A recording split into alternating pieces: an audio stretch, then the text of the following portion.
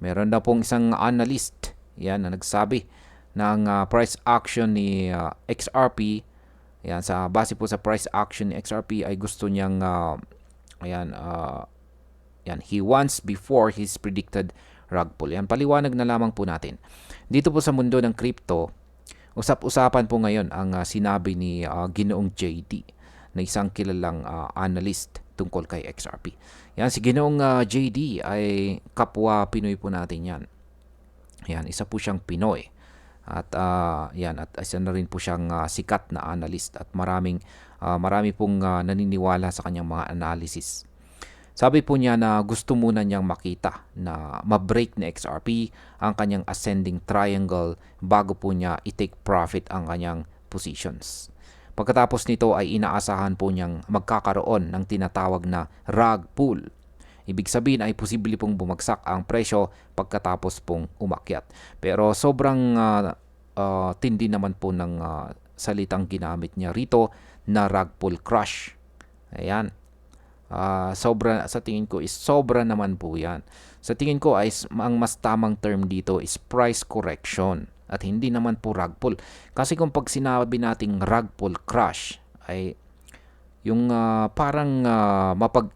parang iiwanan na or mamamatay na yung token na ito. Yan, kasi kung pag meron pong isang coin na nag-rug pull, patay na yan. Or wala na yung pag-asa para makabangon. Kaya ayan, hindi po ako sang-ayon sa ginamit dito na term na rug pull crush. Ayan, mas appropriate po na term dito is correction. Ayan. Ngayon ay ano po ba ang technical na setup ni XRP ngayon? Si XRP po ay kasalukuyang gumagalaw sa loob ng ascending triangle pattern. Ayan, meron pong chart dito na ibinahagi si Ginoong JD. Ayan po siya, yung kanyang profile. Ayan. At yung ascending triangle pattern dito, ayan po yung kulay puti na dalawang linya. Ayan, ang pattern na ito ay kadalasang sinyales na maaari pong magkaroon ng breakout pataas kung ma-break or mabasag po yung upward trend line. Ayon po sa analysis, may resistance level po sa $3.20 hanggang $3.35. Kung ma-break po ito ng malakas, maaaring pumalo po sa XRP papuntang $4 hanggang $5.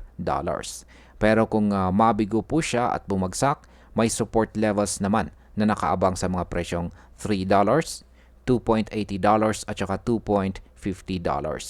Kaya sa market impact, kung mag-breakout po pataas sa XRP, posibleng sumunod ang retail buyers at mas lalakas po ang presyo. Pero kapag hindi po niya kinaya, babagsak ito at posibleng makasakit sa mga late buyers o yung mga huling nakabili.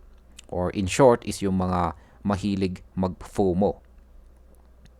Ano naman po ang ibig sabihin ng exit liquidity at bakit po ito mahalaga? Yan. May binanggit po itong si Ginoong JD na exit liquidity dito. Yan, isang term po ito na ginagamit kapag malalaking holders or whales ay nagbebenta ng kanilang tokens habang bumibili ang mga retail traders. Sa madaling salita, ginagamit po ang hype para makalabas ang mga whales na may kita na. Base po sa on-chain data noong September, may malalaking galaw papunta sa mga exchanges na posible pong sinyalis ng paparating na volatility. Kaya sa market impact, kapag dumami po ang selling ng mga whales habang mataas ang presyo, maaari pong mabilis bumagsak ang market at maipit ang mga huling pumasok na mga traders. Ayan, exit liquidity. Ano ang mga target at risk management tips dito? Marami pong strategies ang nakikitang pwedeng umakyat sa XRP sa presyong $4 hanggang $5 kung ma-break ang resistance ni XRP dito. Pero ang parehong liquidity na nagtutulak ng presyo pataas ay maaari pong bumaliktad bigla. Dahil dito sinabi po ni Ginoong JD na dapat mag-take profit po tayo ng paunti-unti at huwag po tayo masyadong greedy. Kaya sa market impact, ang pag-lock po ng gains ay proteksyon sa mga biglang crush, lalo na kung hindi po stable ang market sentiment. Ayan, tama po yan. Habang umaakyat po sa XRP ay dapat paunti-unti po tayo nagtitake profit. Kaya yan na rin po yung isang part ng aking strategy. Yan, wag po tayo maging greedy. Lalong-lalo na kung ang presyo ng XRP ay umaakyat at siya ay lumalapit sa isang matibay na resistance level. Dapat ay nakakapag-take profit na po tayo dyan kasi hindi natin alam kung mababasag niya yung resistance or kung mauuntog po siya sa resistance. Dahil kung pag nauntog po siya, mataas ang chances na siya ay babagsak para magkaroon ng correction. Yan, dahil sa pamamagitan po ng paunti-unting pag-take profit, at least kung pag bumagsak siya, kapag nauntog po sa resistance, ay meron po tayong gagamitin na pangbili kapag siya ay bumagsak na naman sa support levels or mga support levels. Ngayon ay ano ang mga signals na dapat po nating bantayan? Ayan, napakahalaga po ng volume confirmation.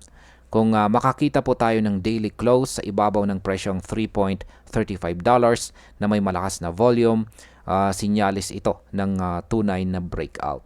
Pero kung bumagsak po ito sa presyong $2.70 hanggang $2.80 habang may whale selling, posible pong mag-trigger ito ng malakas na sell-off. Kaya sa market impact, ang mga traders na nakabantay po sa volume at saka whale activity ang mas may chance ang kumita kaysa sa maipit sa crush.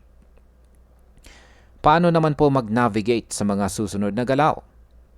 Para po sa mga traders at mga investors, dapat po nating pagsamahin ang technical analysis at ang real-time data tulad po ng on-chain whale transfers at saka order book depth. Maganda na rin pong i-stagger ang take profit levels natin at i-reduce ang ating leverage kapag mataas po ang uncertainty. Importante rin ang paglagay po ng stop loss para hindi po maging exit liquidity ang ating mga positions ng mga whales. Yan, napakalaga po ng stop loss pero mahirap po itong gamitin sa mga baguhan kasi kung pag hindi mo alam kung saan mo linalagay ang iyong stop loss ay baka matitrigger po yan. Ayan, kaya isa na rin po kung isa ka pong trader or isa kang baguhan na gustong matutong mag-trade ay napaka-importante na pag-aralan mo ang tamang paggamit or paglalagay ng stop loss.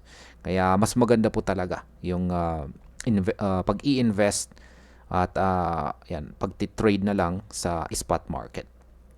Kaya yan, ang opinion ko naman tungkol dito ay masasabi kong tama po itong si Ginoong JT.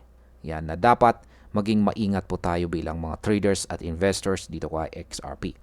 Maganda po ang potensyal na XRP kapag mabasag ang kanyang triangle pattern dito. Yan, yan po yung maliit na triangle pattern. Yan, kasi meron po tayong tatlong triangle pattern dito sa kanyang chart. At yung pinag-uusapan po natin dito is yung pinakamaliit na triangle pattern dito. Ayan, maganda po ang potensyal na XRP kapag mabasag niya ang kanyang triangle pattern dito, pero hindi po ito garantiya ng tuloy-tuloy na pag-akyat. Kung ako po ay bibili, siguradong may plano akong malinaw kung saan ako magbibenta at saan ako maglalagay ng stop loss. Ang crypto market po ay mabilis magbago at sa panahon ngayon, ang protection po ng ating kapital ang dapat nating unahin bago ang malaking kita. Ayan.